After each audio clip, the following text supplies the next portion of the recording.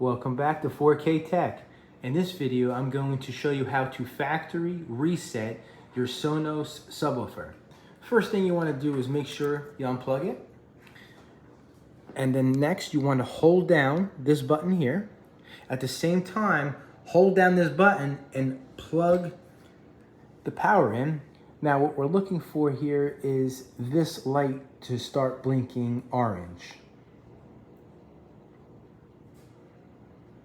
Now, once it starts blinking orange, we're going to release it and then wait for it to turn green. Once that happens, this unit will be factory reset for a brand new installation.